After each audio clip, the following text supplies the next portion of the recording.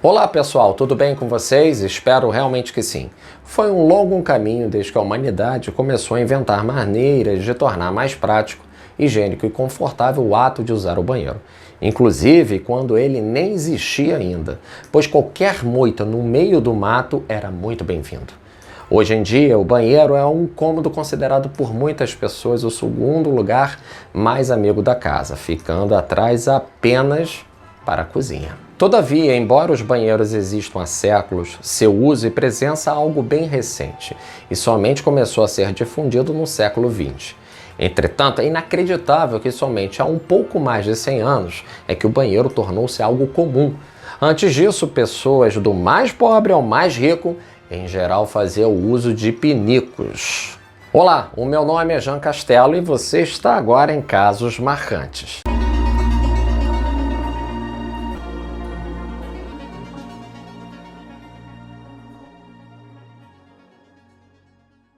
Vamos iniciar nossa jornada com os gregos. Os gregos, quando faziam suas necessidades básicas, eles usavam praticamente qualquer coisa que estivesse próximo a eles, que poderia ser pedaço de argila, folhas, pedras e até cerâmica.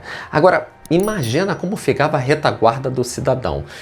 Não é tão difícil de imaginar, não é mesmo? Então chegaram os romanos. Eles se popularizaram por ser os precursores do sistema hidráulico que canalizavam as águas, conduzindo para as casas e para as termas, assim como as latrinas públicas em algumas cidades e os banhos públicos. Algo que hoje em dia causaria vergonha, pavor e escândalo em algumas pessoas.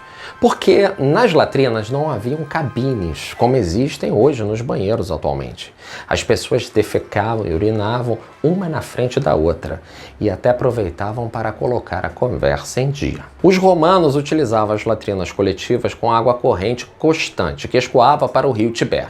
Os banheiros eram feitos com bancos compridos, com vários buracos, e aos pés de cada sanitário havia um canal por onde corria a água, que servia para umedecer a esponja e se limpar.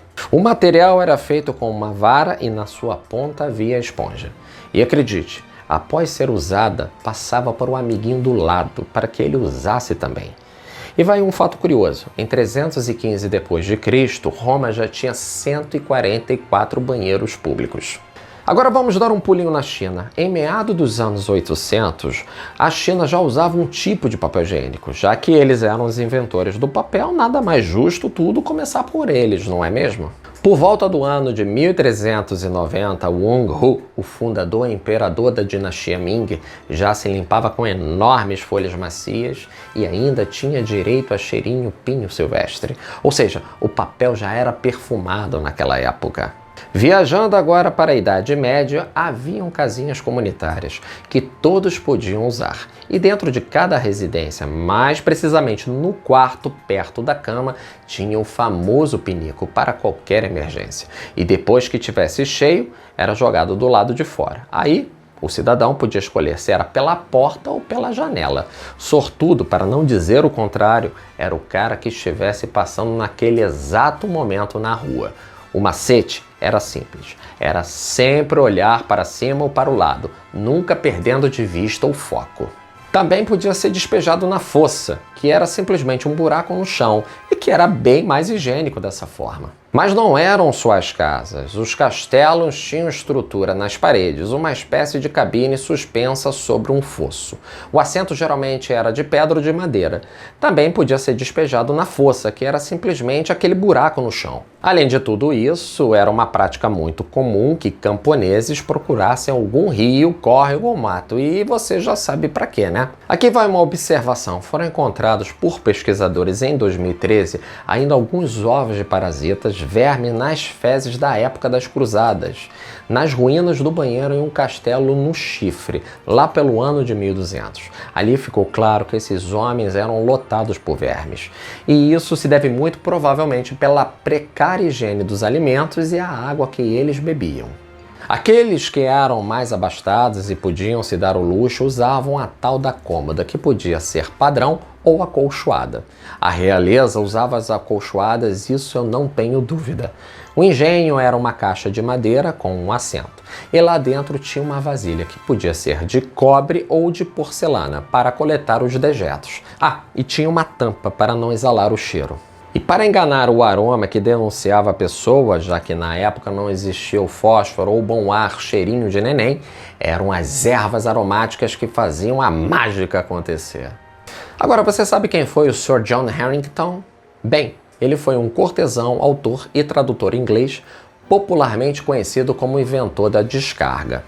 Em 1596, num momento de ócio na propriedade rural de sua família, começou a desenhar, com a ajuda do seu secretário particular, uma geringonça mecânica para a eliminação de dejetos humanos. Ele se tornou proeminente na corte da rainha Isabel I e era conhecido como seu afilhado atrevido. Então podemos dizer que ele inventou o primeiro vaso sanitário com descarga na Inglaterra, chamado de Ajax, ou seja, um Jax, que era uma antiga gíria para chamar o banheiro. O vaso foi instalado em sua mansão em Kelston e mandou instalar imediatamente no palácio da rainha Isabel, sendo eles os 2 primeiros a terem o vaso com descarga no mundo. A invenção era até que simples, consistia em uma válvula de descarga para deixar a água sair do tanque e um projeto de lavagem para esvaziar a tigela. E pronto! Quase 200 anos depois, o escocês Alexander Cumming, que era matemático, mecânico e relojoeiro, ficou famoso por ter sido a primeira pessoa a patentear um design de descarga sanitária. A invenção consistia em um tubo em forma de S acoplado ao vaso, evitando assim os odores desagradáveis. E somos muito gratos por isso. Muito obrigado, Sr. Alexander Cumming. Mas a perfeição do vaso só veio de fato em 1860, através de Thomas Crapper, o encanador preferido da elite inglesa. Ele criou a privada com descarga à água. E em seguida ele abriu uma empresa de equipamentos sanitários. E logo o nome dele estaria em todas as caixas de descarga nos banheiros ingleses. Como se não bastasse, ele fez o primeiro showroom de banheiros do mundo em 1870. Esta é talvez a maior reivindicação da fama de Crapper, em uma época que era considerado impróprio reconhecer publicamente as funções corporais. O showroom de Crapper exibia com ousadia banheiros funcionando, e os clientes podiam até mesmo experimentá-los antes de comprá-los. Mas no século XIX, ainda faltavam os banheiros públicos para atender às necessidades das pessoas. Se formos para Paris, uma donzela apertada para fazer xixi deveria contar com a gentileza de outras moças para escondê-la dos olhos dos rapazes que tentavam tirar uma casquinha daquele momento íntimo. Já o governo de Londres decretou que todas as novas casas deveriam ter um banheiro. Isso devido ao mau cheiro que tinha a cidade e o terrível surto de cólera que se instalou em Londres. Inclusive, o governo realizou um sistema de esgoto e dessa forma reduziu de forma considerável as doenças na cidade. Agora vamos dar um pulinho no Brasil. Na mesma época não foi tão diferente. As grandes cidades não tinham banheiros. E quem se ocupava da função de jogar os dejetos eram chamados os tigres, ou seja, os escravos africanos. Agora, por que eram chamados de tigres? Bom, esse nome foi dado porque, enquanto eles carregavam os baldes cheios de urina ou fezes até o seu destino final, às vezes o seu conteúdo era derramado pelo corpo do escravo, e o sol fazia com que as manchas ressecassem e esbranquiçassem no corpo, deixando assim a pele deles listradas, e por essa razão eram apelidados de tigres. Um detalhe que eu tinha esquecido. No Rio de Janeiro foi até proibido a construção de fossas para não contaminar as águas subterrâneas. Já nos Estados Unidos, desde os primeiros colonos, já era um hábito usar folhas e espigas de milho para se limpar. E depois foram substituídas pelas folhas de revistas e catálogos que chegavam pelos correios. Lá na terra do tio Sam, tinha o famoso almanaque do velho fazendeiro, que foi um dos principais obstáculos à introdução do papel higiênico nos Estados Unidos. Você sabia disso? O furinho do almanaque servia para passar um barbante e pendurá-lo lá na casinha da meditação, que ficava do lado de fora da casa. É claro que os editores do almanaque imaginaram que ele seria pendurado em algum escritório ou celeiro, mas o lugar tradicional acabou sendo lá mesmo, na casinha. Foi só em 1990 que resolveram acabar com o furo, uma economia de, pasmem, $40 mil. O que aconteceu quando tiraram o furinho? Revolta total.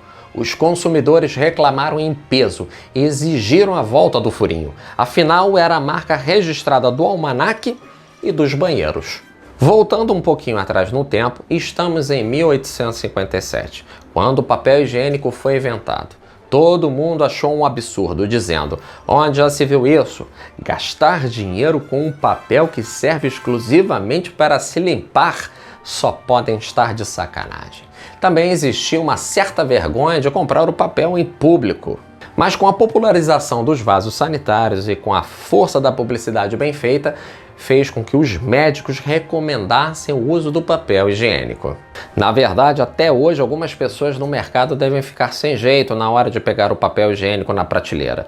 E aproveitando esse gancho, deixe nos comentários se você tem vergonha de comprar esse item tão particular no mercado, tá ok? Não deixe de escrever, tá bom? Já no país nipônico e em outros países que adoram a modernidade, já existe vaso inteligente, que inclusive bate um papo esperto com você, é autolimpante, tem sucção a vácuo, economiza água e energia, é controlado por aplicativo de celular e tem sopradores de ar no lugar de papel higiênico. Afinal, temos que manter o meio ambiente equilibrado. Ah, e se você for no Japão e precisar usar o banheiro público, não se assuste e nem se preocupe com o que verá. Lá tem uma placa com tudo explicadinho para você não errar absolutamente nada na hora do uso. E por hoje é só isso. Se você é novo por aqui, se inscreva no canal, deixe o seu like e ative o sininho para não perder nada. Um forte abraço e fiquem com o Papai do Céu no coração. Fui!